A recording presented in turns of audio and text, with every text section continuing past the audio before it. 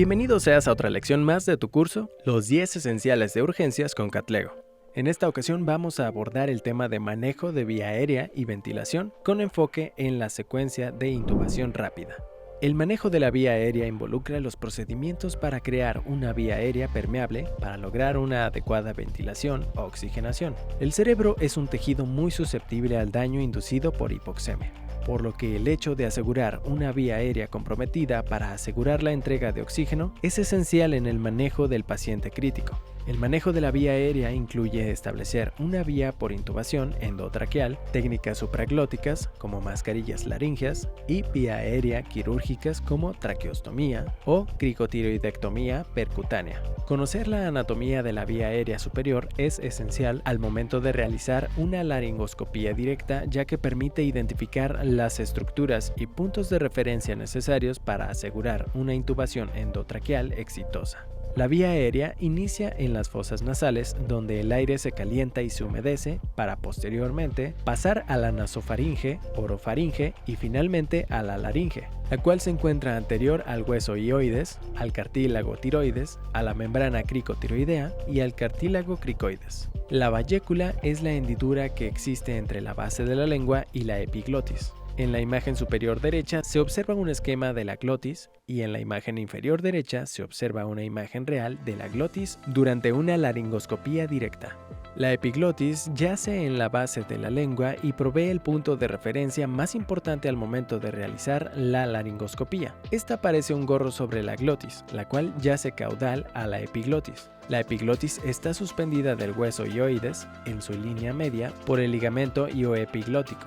Los cartílagos aritenoides, cuneiforme y corniculado, forman la pared posterior de la entrada de la laringe. Estos cartílagos son puntos de referencia anatómica importantes debido a que son las primeras estructuras visibles al elevar la epiglotis al realizar la laringoscopía y pueden ser la única porción visible de la glotis en algunos pacientes. Las paredes laterales de la glotis están formadas por los pliegues aritenoepiglóticos. En la imagen de la izquierda podemos observar algunas variaciones anatómicas de la glotis observadas mediante videolaringoscopio. En el cuadro C se aprecia cómo se pasa el tubo endotraqueal a través de las cuerdas vocales. En la imagen que está a su derecha podemos observar la importancia de reconocer la pared posterior de la glotis, dada, como ya mencionó, por los cartílagos aritenoides, ya que estos separan la vía aérea del esófago. El esófago tiene una orientación horizontal y apariencia fruncida. Distinguir la glotis del esófago es un paso crucial al realizar la laringoscopía,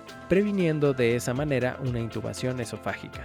Consiste en brindar una anestesia rápida y relajación muscular para prevenir el riesgo de aspiración de contenido gástrico durante la intubación, típicamente empleada en pacientes inestables de forma aguda para asegurar la vía aérea. Tiene indicaciones muy heterogéneas con un enfoque en una secuencia ABCD, airway o vía aérea, pacientes con pérdida de la permeabilidad de vía aérea, breathing o ventilación, pacientes con intercambio gaseoso severamente comprometido que requieren ventilación mecánica, circulación, para mejorar la entrega de oxígeno en pacientes con hipovolemia o para procedimientos de control de sangrado, disfunción, para proveer neuroprotección en pacientes con traumatismo cráneoencefálico, Glasgow disminuido, estatus epiléptico o parada cardíaca. Se debe de tener en cuenta la mnemotecnia de las 7P de la secuencia de intubación rápida para una adecuada realización de la misma: preparación, preoxigenación, optimización preoxigenación, premedicación,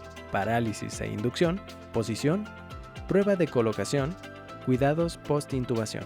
Antes de iniciar, se necesita realizar un checklist del equipo necesario para la intubación endotraqueal, compuesto por lo siguiente: adecuada posición del paciente, monitorización del paciente con pulsioximetría, trazo del electrocardiograma, presión arterial, vía periférica permeable, contar con los medicamentos apropiados, agentes de inducción, bloqueadores neuromusculares y fármacos complementarios como vasopresores, una toma de oxígeno funcional, un dispositivo bolsa válvula mascarilla o AMBU adecuado para el paciente, equipo de succión funcional, cánulas orofaringeas o cánula de Guedel y cánulas nasotraqueales para permeabilizar vía aérea, laringoscopio verificando que la luz funcione, hojas de laringoscopio de varios tamaños, tanto curvas o Macintosh, como rectas o Miller, pinzas McGill para extracción de cuerpos extraños, tubos endotraqueales de varios tamaños, comprobando previamente la insuflación del globo, guía metálica semirrígida para tubo endotraqueal, jeringas para insuflar el globo del tubo endotraqueal. Además de lo anterior, se debe contar con dispositivos alternativos de aseguramiento de vía aérea en caso de vía aérea difícil, incluyendo dispositivos supraglóticos, videolaringoscopio y equipo de cricotiroidectomía y traqueostomía. Se refiere a la administración de oxígeno para alcanzar la máxima saturación de oxígeno posible previo a la intubación con el propósito de optimizar las reservas de oxígeno para disminuir la velocidad de desaturación y brindar un rango de seguridad media durante la apnea e hipoventilación que está dado entre 88 a 90% de saturación de oxígeno. Generalmente se provee con oxígeno al 100% usando un dispositivo bolsa-válvula-mascarilla. La posición óptima del paciente es la posición de olfateo con una elevación de la cabeza entre 20 a 25 grados. La preoxigenación debe continuar hasta la desnitrogenización de la capacidad funcional residual del pulmón y alcanzar una fracción de oxígeno tidal final mayor a 90%, lo cual generalmente se alcanza a los 3 minutos. La preoxigenación aumenta el rango de seguridad de la secuencia de intubación rápida. Lo más común es contar con un dispositivo bolsa-válvula-mascarilla a 15 litros por minuto. La preoxigenación provee un periodo más prolongado antes de que ocurra una desaturación clínicamente significativa, por lo que su monitorización con oximetría del pulso es esencial. La posición en la que se realiza la preoxigenación ayuda a maximizar su eficacia. Si el paciente no tiene contraindicaciones, la cabeza del paciente se deberá elevar al menos 20 grados. En caso de que el paciente cuente con indicación de inmovilización del cuello por sospecha de lesión espinal, se puede optar por la posición de Trendelenburg inversa. Existen varios métodos para realizar la ventilación, dependiendo de si el paciente presenta ventilaciones espontáneas y o si el paciente es cooperador. Se recomienda que pacientes que no puedan tolerar adecuadamente la ventilación en apnea, se realice ventilación gentil con el dispositivo bolsa-válvula-mascarilla, evaluando el riesgo de aspiración, ya que esta técnica introduce aire considerable a la cámara gástrica que puede condicionar regurgitación de su contenido. Si el paciente está consciente, dejar que el paciente controle la frecuencia de las respiraciones sin aplicar presión positiva. En caso de paciente inconsciente, aplicar ventilaciones con presión positiva cada 6 segundos. Si hay compromiso de la vía aérea o dificultad para ventilar al paciente, puedes colocar una cánula orofaringea o cánula de Guedel siempre y cuando el paciente ya esté sedado para evitar reflejo nauseoso y tusígeno. La presión cricoidea, maniobra de Selig, se usa con la intención de comprimir el esófago para evitar la regurgitación gástrica hasta que la vía aérea sea asegurada con un tubo endotraqueal. Uso controversial. Puede ayudar a mejorar la vista de la anatomía laríngea. Las imágenes muestran la clásica técnica de CE, figura A, y la técnica modificada VE, imagen B. Observe la posición de las manos del médico. La cara del paciente es empujada contra la mascarilla, haciendo tracción de la cara del paciente contra la mascarilla y no al contrario para evitar lastimar la cara del paciente. Los factores de riesgo asociados a una preoxigenación inadecuada y o fugas aéreas incluyen barba o vello facial, ausencia de dentadura, edad mayor de 55 años, anormalidades faciales como retrognatia, cuello corto o quemaduras faciales, presencia de sonda nasogástrica y obesidad. Se refiere a considerar los factores no anatómicos que pueden condicionar una intubación difícil como inestabilidad hemodinámica, presión intratorácica elevada, efectos de los fármacos de inducción, datos de choque, pérdida de volumen, sangrado activo, choque obstructivo, embolismo pulmonar, taponamiento cardíaco, choque cardiogénico, choque séptico, anafilaxia o pacientes ancianos frágiles, y realizar intervenciones con la intención de prevenir o manejar dichos factores. Se refiere a la administración de medicamentos para disminuir la ansiedad y la potencial respuesta fisiológica negativa a la intubación.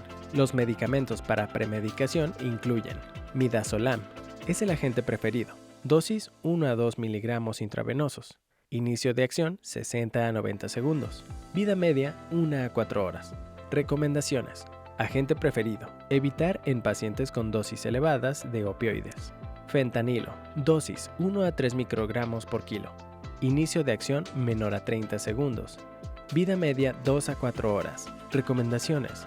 Usar en pacientes que necesiten disminución de respuesta adrenérgica evitar en pacientes hipotensos o que no toleren la disminución de la ventilación por minuto. Atropina, dosis 0.02 microgramos por kilo.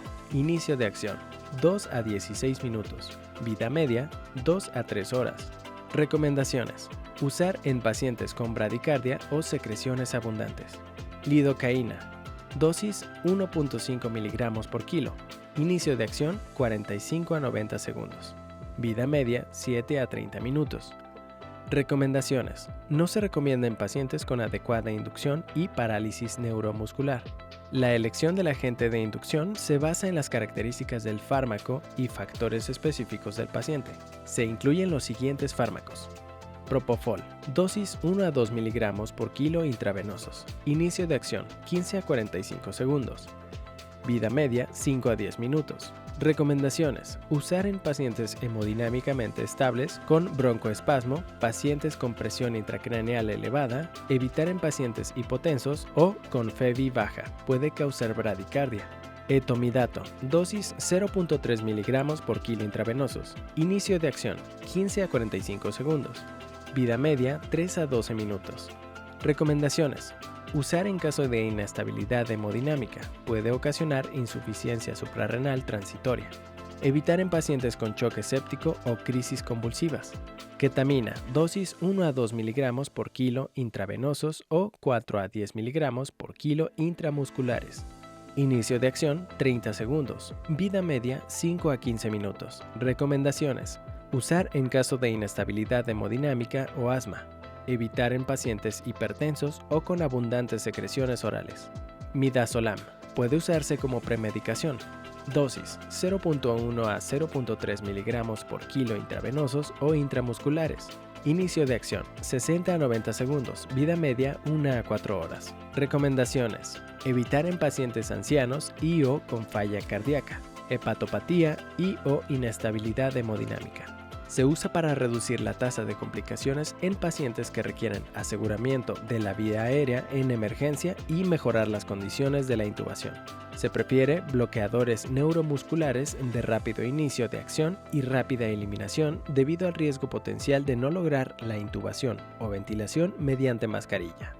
Succinilcolina, dosis 1.5 miligramos por kilo intravenosos o 3 a 4 miligramos por kilo intramusculares. Dosis máxima 150 miligramos.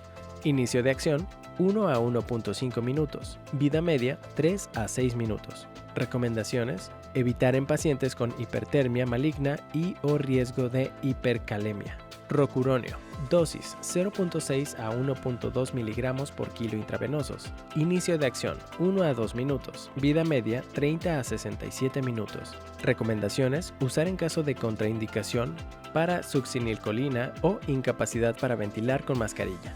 Es nefrotóxico. Becuronio, dosis 0.1 a 0.2 miligramos por kilo intravenosos. Inicio de acción 2 a 4 minutos. Vida media 20 a 60 minutos. Recomendaciones: usar en caso de contraindicación para succinilcolina. Puede causar intubación prolongada. Es nefrotóxico. El rocuronio y el becuronio son bloqueadores neuromusculares no despolarizantes que pueden revertirse con su Gamadex a dosis de 16 miligramos por kilo.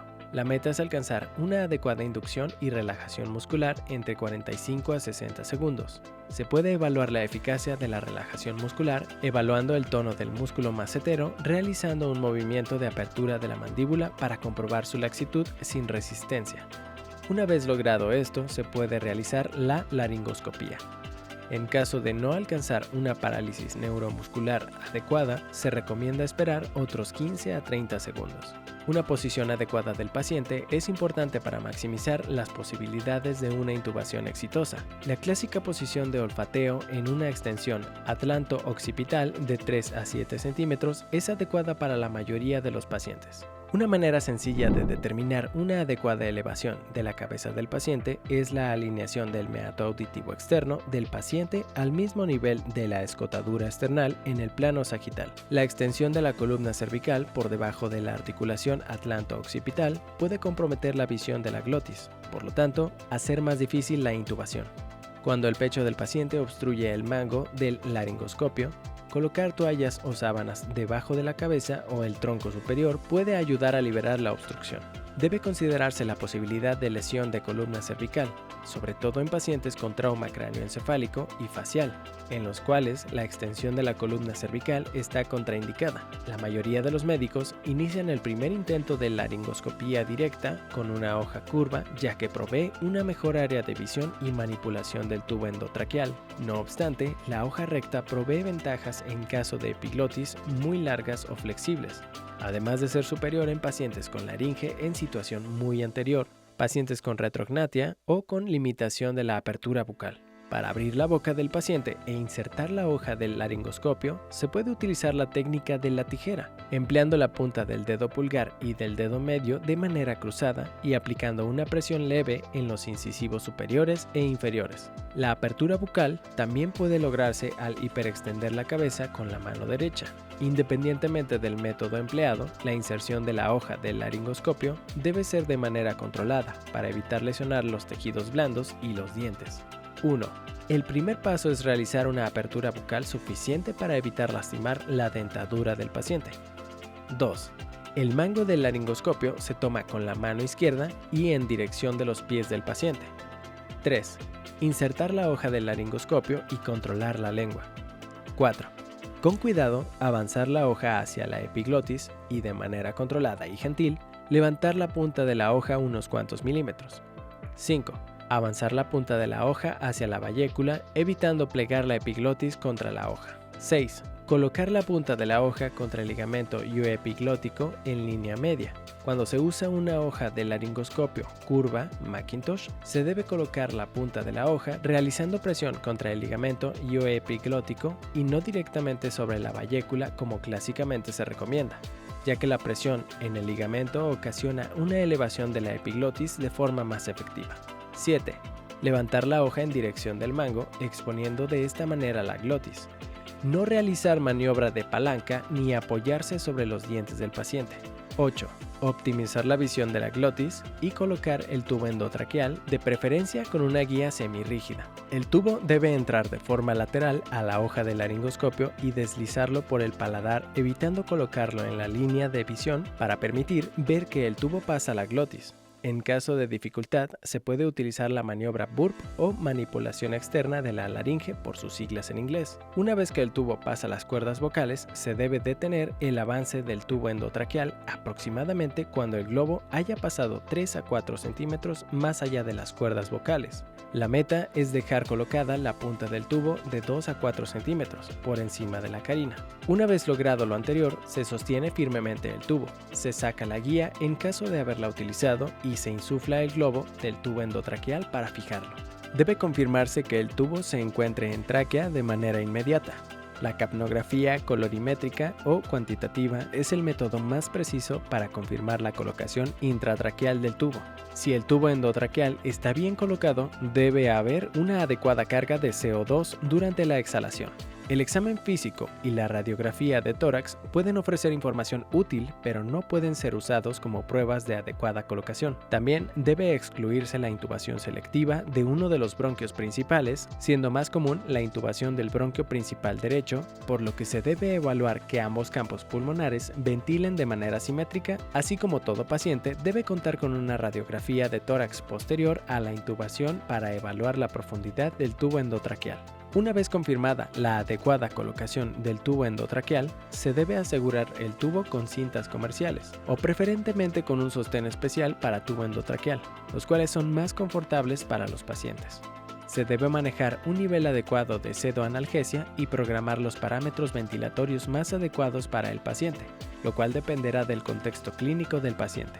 Se emplean mediante dispositivos de aseguramiento de vía aérea que proveen oxígeno sin traspasar la glotis. Dichos dispositivos incluyen mascarilla laríngea, tubos laringeos, tubos orofaringeos y tubos nasofaringeos. Las posibles complicaciones del uso de dispositivos supraglóticos son broncoespasmo, dificultad para la deglución, lesión de nervio laríngeo, edema supraglótico, parálisis de nervio hipogloso. La vía aérea quirúrgica se logra accediendo a través de la tráquea usando cricotiroidectomía o traqueostomía. Debe considerarse en situaciones de emergencia en las que no es posible lograr el aseguramiento de la vía aérea por otros métodos o cuando la intubación endotraqueal no es una opción. Patologías avanzadas que condicionen obstrucción de la vía aérea superior, cáncer o vía aérea severamente estrecha. Rutas nasal u oral comprometidas por disrupción debido a trauma o quemaduras. Técnica de rescate cuando no puedo intubar y no logro oxigenar. Tiene una menor tasa de complicaciones que la traqueostomía. Puede realizarse mediante una incisión quirúrgica o mediante punción con cánula de la membrana cricotiroidea, la cual se encuentra entre el cartílago cricoides y el cartílago tiroides. La técnica mediante incisión quirúrgica se recomienda en situaciones de emergencia. La técnica de punción mediante cánula debe reservarse para personal familiarizado con la técnica y solo ante situaciones en las que no se logre ventilar al paciente. Esto ha sido todo respecto al tema manejo de vía aérea. Nos vemos en el próximo tema.